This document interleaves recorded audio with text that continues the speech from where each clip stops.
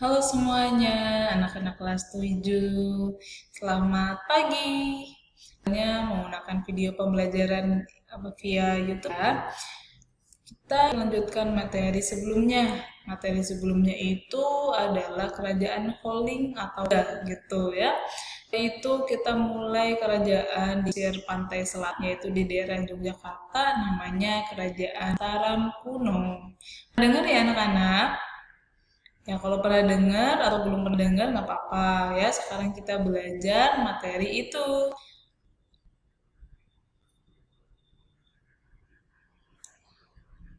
Oke, Nah, namanya Kerajaan Mataram kuno.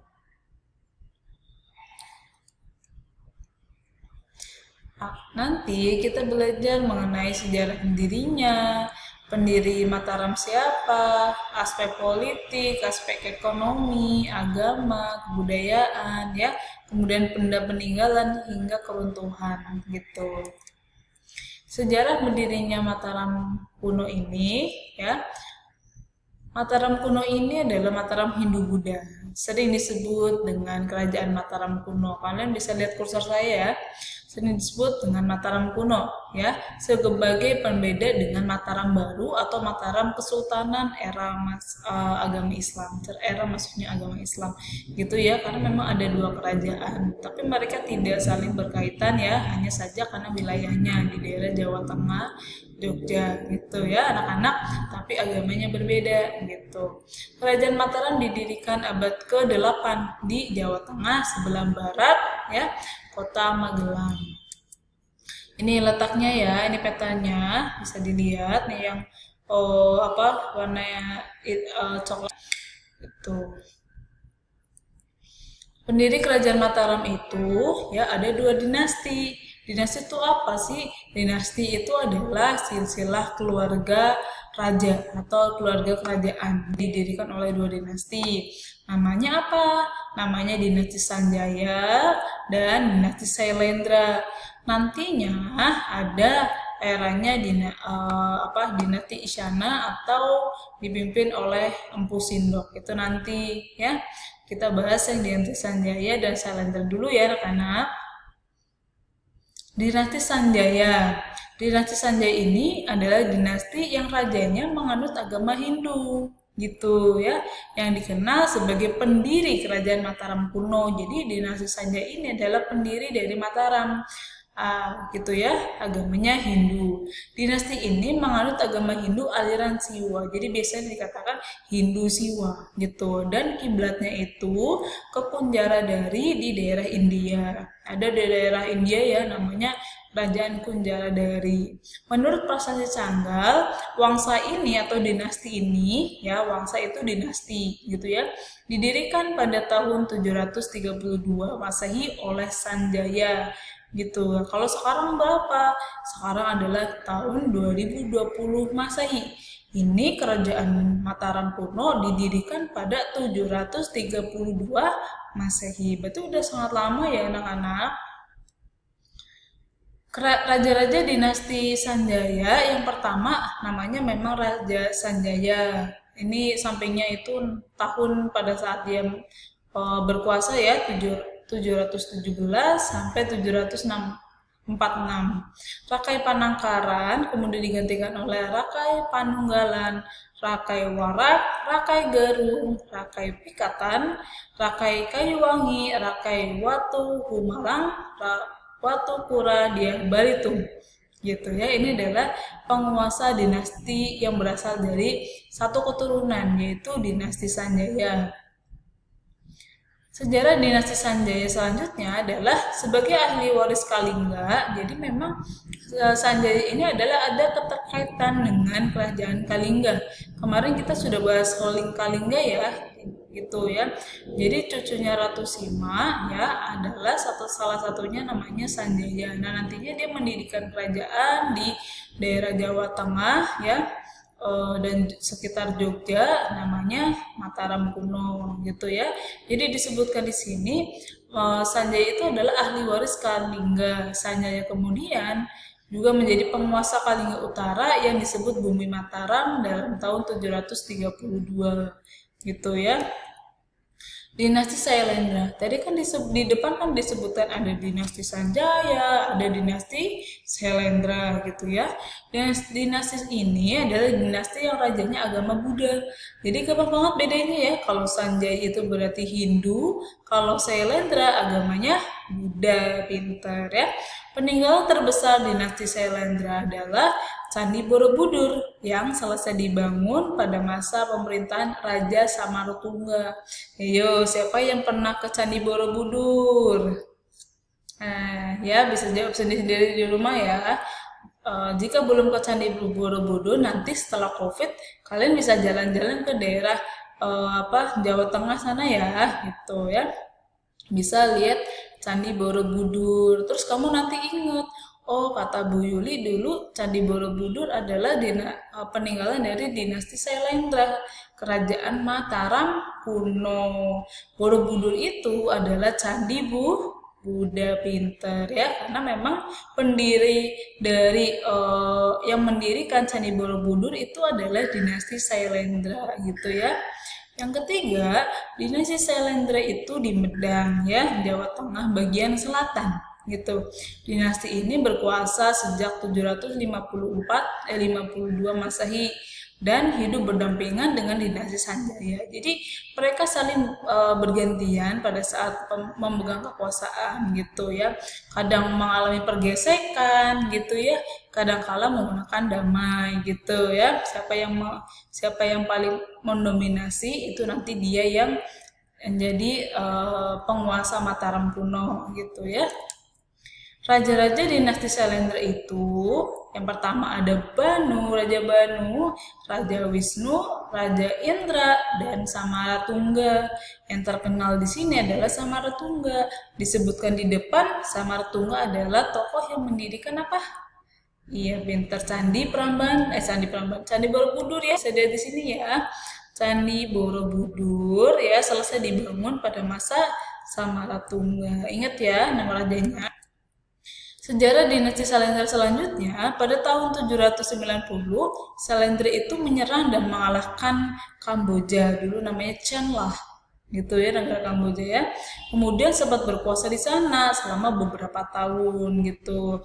Tahun 850, era dinasti Sailendra itu berakhir dan yang ditandai dengan lahirnya Balaputra Dewa ke Sriwijaya gitu. 850 ya. Jadi karena berkonflik dengan Sanjaya, dinasti Sanjaya, sehingga keturunan dari dinasti Sailendra itu namanya Balaputra Dewa, dia kalah. Nah, setelah kalah dia melarikan diri ke Sumatera. Di Sumatera ada kerajaan besar namanya Kerajaan Sriwijaya, seperti itu ya.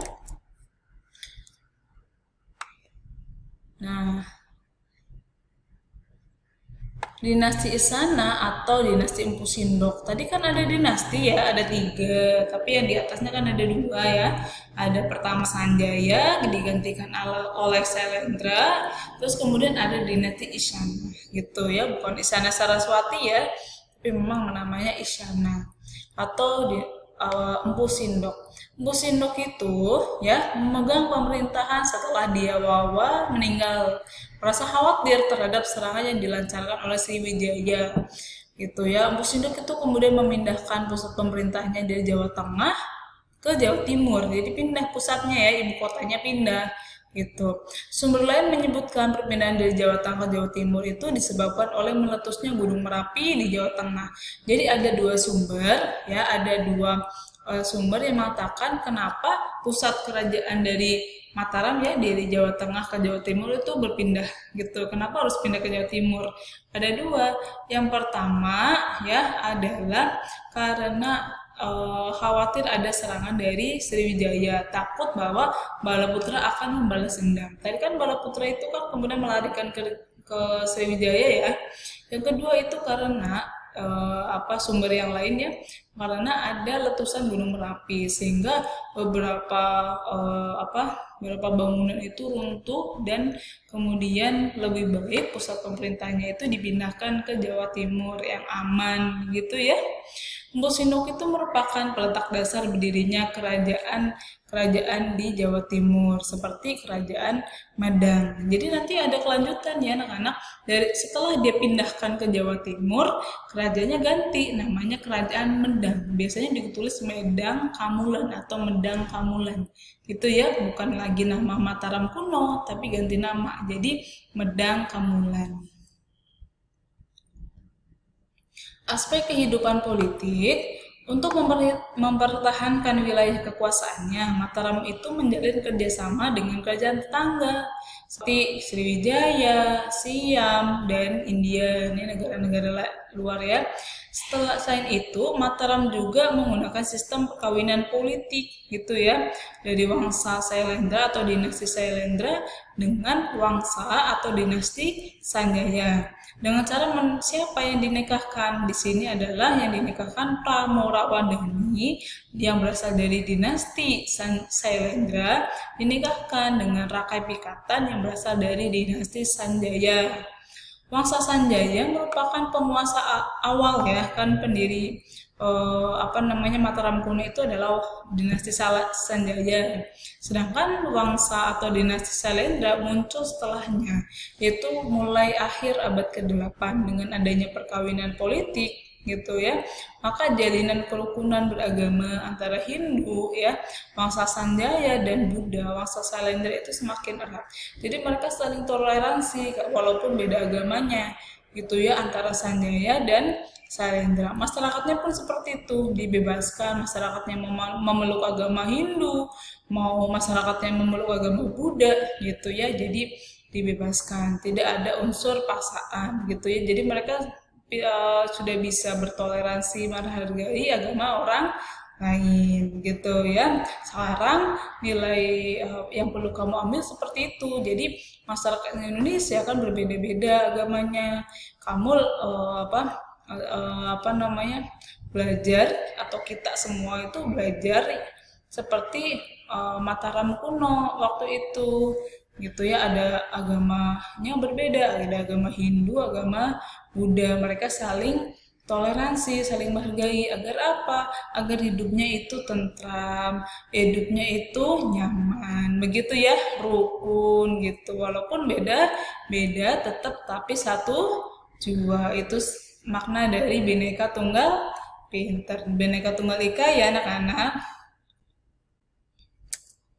Terus itu tadi sosial ya. Sekarang ke ekonomi. Daerah itu amat subur sehingga rakyat itu menggantungkan hidupnya pada hasil pertanian gitu.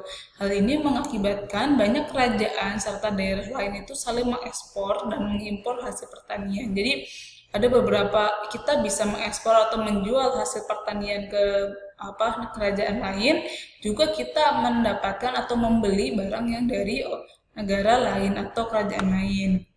Usaha untuk meningkatkan dan mengembangkan hasil pertanian telah dilakukan sejak lama pada masa pemerintahan Rakai Kayuwangi gitu ya. Jadi untuk mengembangkan hasil pertanian itu menggunakan cara irigasi. Pinter ya. Irigasi itu bisa untuk kegiatan pertanian agar lebih subur, sistem cara pengairan yang baik gitu ya, agar panennya itu melimpah gitu. Terus di aspek keagamaan, kerajaan Mataram kuno itu meskipun ada Hindu Buddha, mereka itu tetap rukun dan saling toleransi. Tadi yang saya katakan ya, kita juga harus mencontoh kerajaan Mataram gitu. Mereka tetap toleransi walaupun agamanya beda-beda gitu. Contohnya di sini ada mereka saling gotong royong loh anak-anak dalam membangun Candi Borobudur gitu ya. Candi Borobudur kan candi Buddha ya. Ada orang-orang yang agamanya Hindu ikut dalam pembangunan Candi Borobudur. Terus aspek kebudayaan itu dibuktikan adanya prasasti, ada canggal, ada pelurak, mantiasi gitu ya. Selain itu ada Candi Nakula, Candi Arjuna, Candi Sambisari, dan ada Candi Borobudur, Candi Prambanan ya, terus kemudian candi-candi Hindu juga yang lain gitu ya. Tanda peninggalannya itu kan tadi ada candi gitu, ada prasasti, Candi Borobudur ya peninggalannya. Terus Prambanan. Oh, Mendut. Terima kasih semuanya ya, hari ini itu selesai di sini gitu ya.